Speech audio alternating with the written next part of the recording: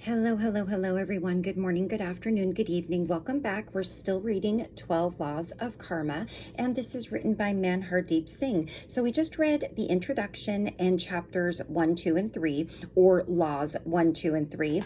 And in this video, we're going to read Laws 4, 5, and 6. And these chapters are very short, so I'm going to be breaking them up. Obviously, there are 12 chapters, not including the introduction. So I'm going to be breaking these up basically into 3 laws at a time. So the fourth law is the law of growth. When we change ourselves, our lives change too. Growth begins in us. To make the world a better place, start with yourself. Because actual change or personal development starts with what you can control, which is yourself, not someone else.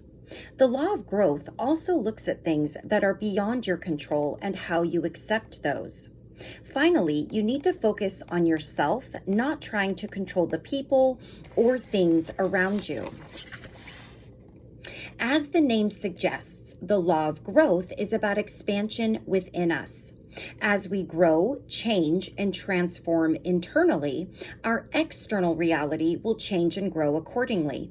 This is where self-improvement and reading self-help and spiritual books come into play. And growth has no end. There is always something new to learn, shift, and heal. Wherever you go, there you are. To grow spiritually, we need to change, not the people, places, or things around us. All we have is ourselves. It's the only thing we can control. When we change who and what we have in our hearts, our lives change accordingly. Wherever you go, there you are. He's just reiterating that. The message is that you need to change yourself before you expect it from the world around you. So how you use this control determines how the world responds to you. Therefore, focus on your own success before trying to control or change others. Let them figure out for themselves how things will change. I think a lot of it also has to do with our own perspective on life, how we view things, from the small little everyday things in life to the larger, more life-changing things that happen to us, whether they are very radical or whether they're a good thing or a bad thing. I think a lot of it is how we view life, and then therefore that's how we handle things, is based off of how we view them. You can't ever change somebody else. So if you are thinking that you can, never. It's hard enough to change our own selves when we are willing and we want to and we see what needs to be changed. Imagine trying to change somebody else that, first of all, isn't aware of these things, doesn't want to change, and doesn't see it. It's not possible. I think many of us have tried to change another, and unless they're fully ready and they do it for themselves, and it's kind of like addiction. You can't force somebody something that they're not ready for, and that's just the bottom line. It doesn't mean that change will never come. It doesn't mean that growth will never happen, but it is not going to be done by a forced hand. It might seem like it for a while, but it's not genuine and it's not true if it's not coming from the person themselves that desires it and then does the work to change. This law is all about personal growth and how you can achieve it. Because every change begins with you, the key to growth is in your hands. The law of growth says that you have to change yourself to change the things around you. There are things you can change and there are things you have to accept. After all, you can only control yourself completely. You only have control over yourself. As you grow and change, life will follow. Maybe even the world will follow. Growth starts within us. And the key takeaway: be the change you want to see in the world. And that is a very cliche. We've probably all heard that saying, but it is true. That is where it all starts. You cannot change anything except yourself. And from there, other growth happens. It's like a domino effect. The fifth law, the law of responsibility. We must take responsibility for what is in our lives. The law of responsibility is a reminder that you are the owner of what happens to you in life. This is a great reminder that what is happening to you is happening because of you. This eliminates the possibility of going outside to find the root of your problems. You are the product of the choices you make. The law of responsibility is about taking responsibility for everything that happens in our life, including the less good things. We handle the way we live our lives, not someone else. We handle how we appear in the world, how we allow others to treat us, and how we treat others. To enforce this law, you must take responsibility for the role you play in any situation. If there is a problem in a person's life, then there is a problem in them. We reflect what surrounds us, and what surrounds us reflects us. This is a universal truth.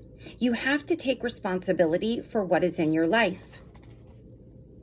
Like the law of growth, the law of responsibility aims to teach you to take ownership of the good and bad things you create, rather than keep looking outside to find excuses. The people and the surrounding environment are your choices and your decision. If something does not suit you, it is your responsibility to change it. Take responsibility for the things you created. In this context, life's mistakes are just as important as the successes you benefit from. In fact, you learn the most from your mistakes. You are the product of the choices you make. You take ownership of what's happening. Don't make excuses. Deal with the bag. You may not have control over everything that happens to you, but you can take responsibility for your response to those things. And the key takeaway here is to take ownership of your actions. And chapter 6, or law 6, the law of connection. The past, present, and future are all connected. The law of connection is based on the principle that everything in your life, including past, present, and future, is interconnected. Who you are today results from your previous actions.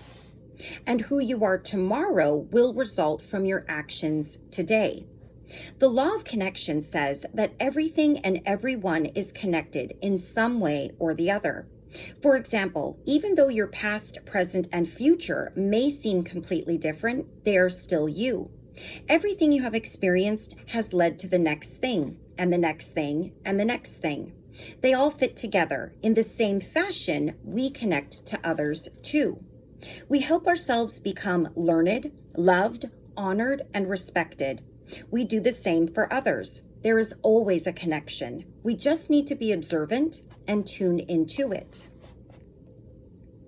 Also, perform the smallest and the least important tasks as well, because everything in the universe is connected. Each step adds to the progress. After all, someone has to do the initial work to get the job done. Neither the first nor the last step is more important. Both are must for the completion of the task. The past, present, and the future are all connected. If you are wondering how to remove the vicious circle of bad karma of past life experiences, the law of connection can help you with this. This law emphasizes the relationship between past, present, and future, and reminds us that our control over the present and future helps us to get rid of the bad karma of the past, whether from our current life or a previous life. Another point mentioned by the law of connection is that it takes time to correct bad karmas from the past. But every little step can have unexpectedly powerful effects. Therefore, all your actions, no matter how unimportant they may seem, affect you and your surroundings. Simply put, you need to take care of the little things too, so that other things can come into your life. You need to remember that all tasks, first, middle, or last, are important to achieve your goals. Who you are today results from your previous actions, and who you will be tomorrow is the result from your actions today. We are all interdependent. Everything you have experienced before makes you who you are today, and that affects who you are tomorrow. This includes what you did and the people you interacted with. Our interaction with others also affects their lives. And the key takeaway, present karma heals previous karma.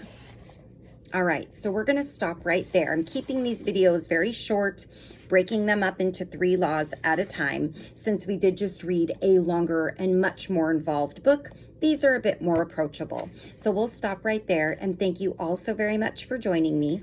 In the next video, we will read laws 7, 8, and 9, which is the law of focus, the law of giving and hospitality, and the law of here and now. I love you all very much, and until I see you again, take care of yourselves and take care of those around you. Take care until then. Bye-bye.